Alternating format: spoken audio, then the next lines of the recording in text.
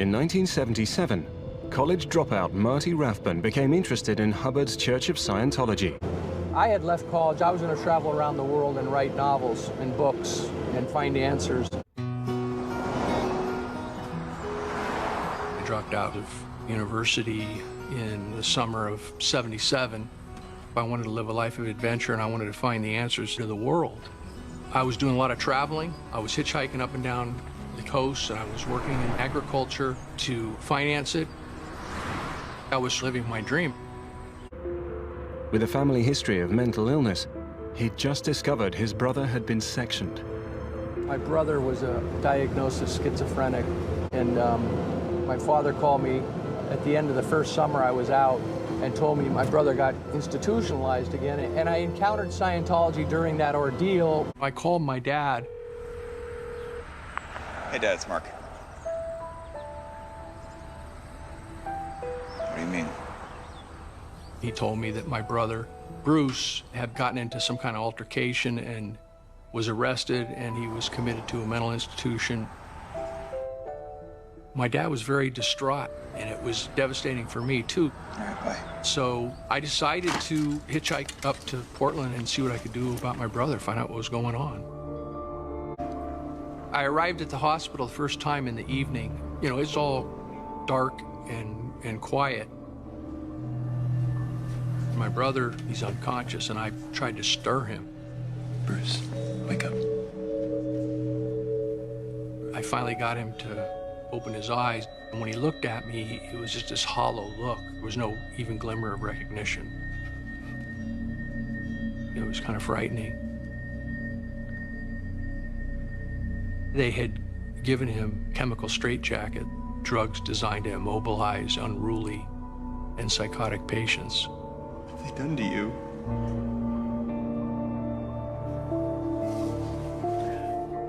I just hugged him and I cried, and I told him I'm gonna get you out of here.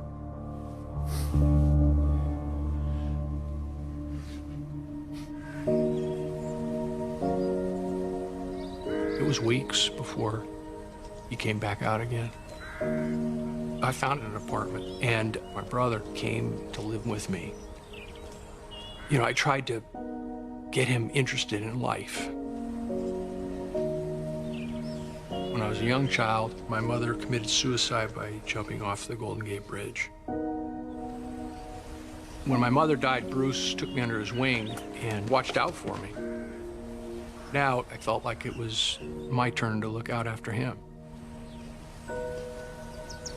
Over time, you could see him start to come out of his shell more, and was happy about it.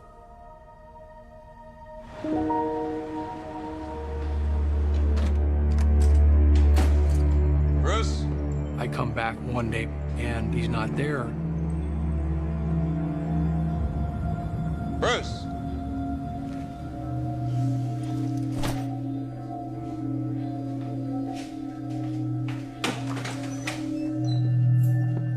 Hey.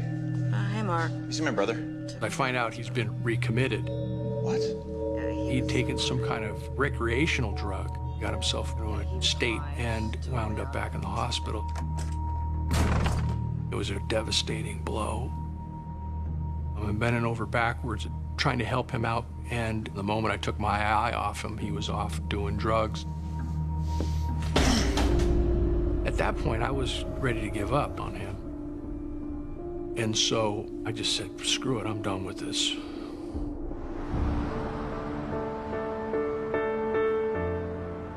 And I decided I was going to go down to the bus station and go as far south as I could for 25 bucks I had.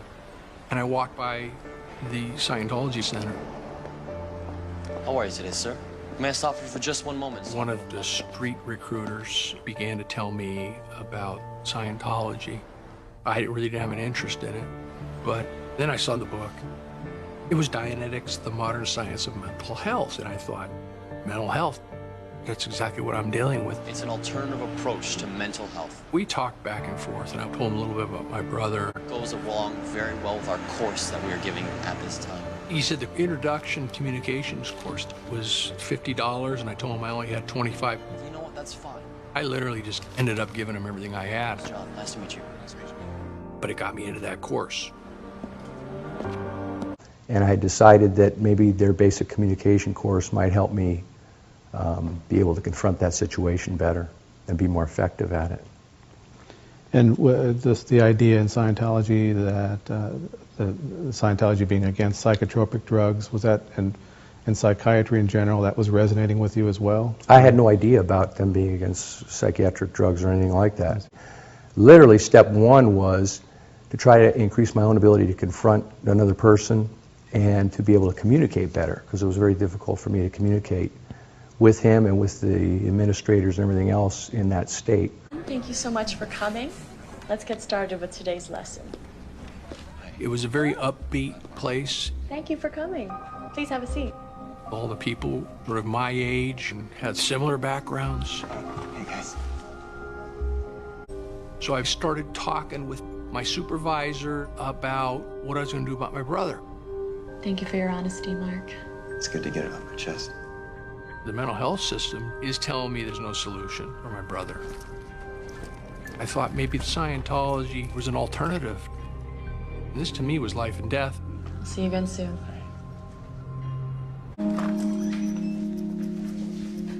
Come on, bro. He needed to be okayed by a whole panel of psychiatrists, so it was weeks before he came back out again. Yeah. When Bruce moved back with me, I was kind of encouraged. What's this? You reading it? Yeah, it's just something I was given. I go to a class about it every night. It's actually a really good read. Give it a shot. He started reading some of the Scientology books. I was actually hoping that you'd like to give auditing a try. Yeah, maybe. I took Bruce down to the Scientology Center and introduced him to the registrar. Good to see you again. Yeah, good to see you too. Thanks for coming in. My brother Bruce. Nice to meet you. And I wanted to give them their space and let the experts do their thing. Right this way. So I got a newspaper, had a cup of coffee, and waited.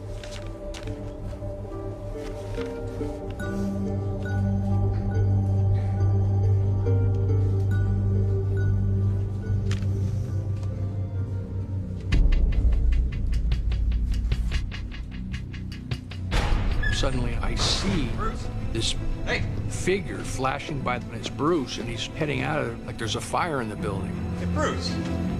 What happened, brother?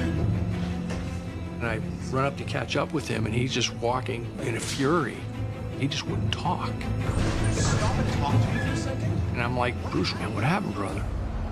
And so I had to go back to find out what happened. Mark.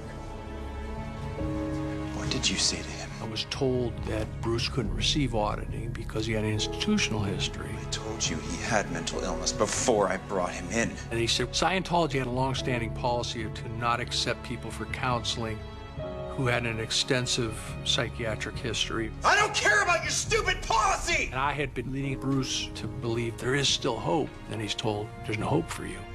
It's ridiculous. When my brother got rejected, his whole world caved in. And so I'm completely disappointed. What am I going to do? So I came up with a solution. The solution was, if they can't handle them, I'll handle them. I'll learn all that they know, and then I'll use that with my brother. I would learn to be an auditor myself. One night, my brother comes in drunk. Hey, little brother. Yeah. What's on your shirt? You fighting with this guy? I don't know. I think he might have killed him or something. Tells me he thinks he might have killed a man. And I'm saying, What? I don't know.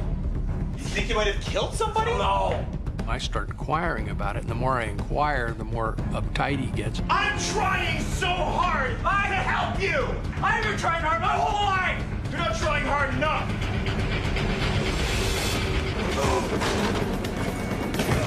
He throws me on the concrete. My head went bang and was bounced off of it.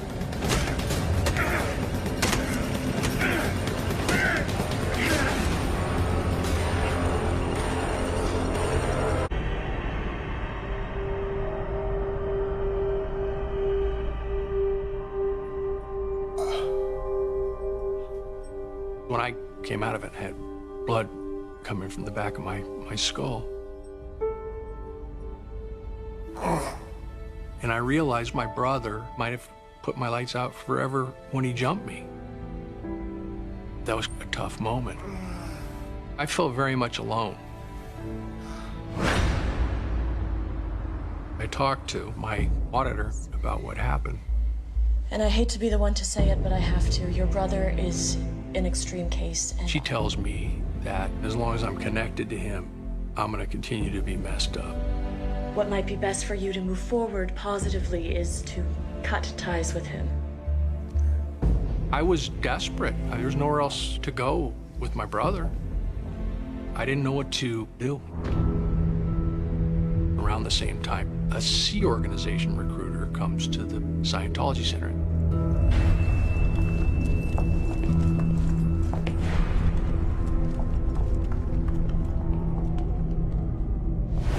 How are you? Good, thanks. How are you?